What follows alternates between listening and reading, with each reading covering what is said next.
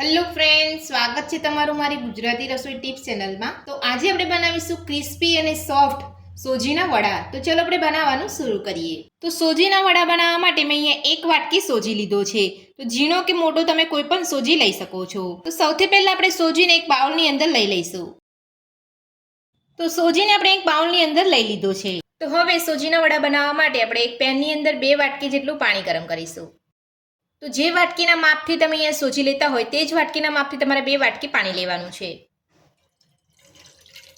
હવે આપણે પાણીને ગરમ થવા દઈશું। તો પાણી આપણું અહીંયા સરસ ગરમ થઈ ગયું છે। તો હવે આપણે તેની અંદર સ્વાદ પ્રમાણે મીઠું ઉમેરીશું। 1 ચમચી તેલ ઉમેરીશું। અડધી ચમચી આદુની પેસ્ટ ઉમેરીશું। સાથે ઝીણા સમારેલા લીલા મરચાં ઉમેરીશું। અડધી ચમચી આખું જીરું ઉમેરીશું। નાની અડધી ચમચી રેડ ચીલી ફ્લેક્સ ઉમેરીશું। સાથે ઝીણા સમારેલા મીઠા લીમડાના પાન ઉમેરીશું। 1 ચમચી જેટલા સફેદ તલ ઉમેરીશું। બધું સરસ ઉકળવા દઈશું। તો બધું સરસ અહીંયા ઉકળી ગયું છે। તો હવે આપણે તેની અંદર સોજી ઉમેરીશું અને ગેસની ફ્લેમ મીડિયમ રાખીશું અને બધું સરસ મિક્સ કરી લઈશું। તો સોજી ઉમેરીને બધું જ આપણે અહીંયા સરસ મિક્સ કરી લીધું છે। તો હવે આપણે ગેસની ફ્લેમ બંધ કરી દઈશું। તો ગેસને મેં અહીંયા બંધ કરી લીધો છે અને સોજી આપણો સરસ કૂક થઈ ગયો છે। તો હવે આપણે તેની અંદર બાફેલા 2 મીડિયમ સાઇઝના બટાકાને મેં અહીંયા છીની લીધા છે। તો હવે આપણે બાફેલા બટાકાનું છીણ ઉમેરી લઈશું। સાથે ઝીણા સમારેલા લીલા ધાણા ઉમેરીશું।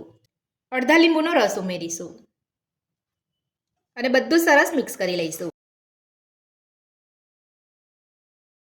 તો બાફેલા બટાકા, લીલા ધાણા અને લીંબુનો રસ ઉમેરીને આપણે અહીંયા બધું સરસ મિક્સ કરી લીધું છે।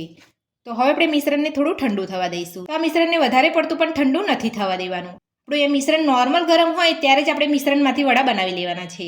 તો વડાનું મિશ્રણ આપણું અહીંયા થોડું ઠંડુ થઈ ગયું છે। તો હવે આપણે હાથ ઉપર થોડું તેલ લગાવી અને મિશ્રણને થોડું મસળી લઈશું। તો આ રીતે તમારે મિશ્રણને થોડું મસળી લેવાનું છે। તો મિશ્રણને આપણે અહીંયા થોડું મસળી લીધું છે। તો હવે આપણે મિશ્રણમાંથી લુઓ લઈ અને વડા બનાવી લઈશું। તો વડા બનાવતા પહેલા આપણે થોડું હાથ ઉપર તેલ લગાવી લેવાનું છે।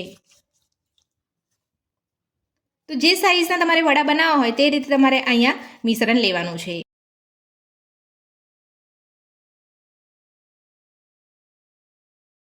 તો આ રીતે આપણે આંગળી વડે હોલ કરી લેવાનું છે। તો તમે જોઈ શકો છો આપણે સોજીનું વડું એકદમ સરસ બન્યું છે। તો આ જ રીતે બધા જ મિશ્રણમાંથી આપણે સોજીના વડા બનાવી લઈશું। તો બધા જ મિશ્રણમાંથી આપણે અહીંયા વડા બનાવી લીધા છે। તો તમે જોઈ શકો છો એક વાટકી સોજીમાંથી અહીંયા 14 થી 15 જેટલા વડા આપણા બન્યા છે। તો હવે આપણે વડાને તળી લઈશું। તો વડા તળવા માટે મેં અહીંયા પેનની અંદર તેલ ગરમ કરવા મૂકી દીધું હતું અને તેલ પણ આપણું અહીંયા સરસ ગરમ થઈ ગયું છે। તો હવે આપણે તેલની અંદર લઈ અને વડાને તળી લઈશું। તો જેટલા તમારા પેનની અંદર વડા આવે એટલા જ તમારે વડા લેવાના છે।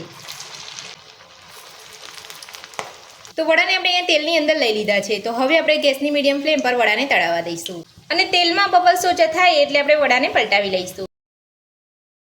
તો બબલ્સ આપણે અહીંયા થોડા ઓછા થઈ ગયા છે। તો હવે આપણે વડાને પલટાવી લઈશું। તો તમે જોઈ શકો છો એક બાજુ આપણે વડાનો એકદમ સરસ કલર આવ્યો છે। તો હવે આપણે એ જ રીતે વડાને બીજી બાજુ પણ અહીંયા ફ્રાય થવા દઈશું। તો બંને બાજુ પલટાવતા જઈ અને વડાને આપણે અહીંયા ફ્રાય કરી લીધા છે અને તમે જોઈ શકો છો બબલ પણ અહીંયા ઓછા થઈ ગયા છે। તો હવે આપણે વડાને કાઢી લઈશું। તો આ જ રીતે તમારે વડાને ફ્રાય કરી લેવાના છે। તો તમે જોઈ શકો છો આપણા વડાનો એકદમ સરસ કલર આવ્યો છે। તો આ જ રીતે આપણે બધા જ વડાને તળી લઈશું। તો ક્રિસ્પી અને સ્વાદિષ્ટ આપણા સોજીના વડા બનીને તૈયાર છે અને તમે જોઈ શકો છો આપણા સોજીના વડા એકદમ ક્રિસ્પી બન્યા છે। તો અંદરથી એકદમ સોફ્ટ અને બહારથી એકદમ ક્રિસ્પી આપણા સોજીના વડા બનીને તૈયાર છે। તો આ સોજીના વડા મારી આ રીતે ઘરે એકવાર બનાવવાનું જરૂરથી ટ્રાય કરજો।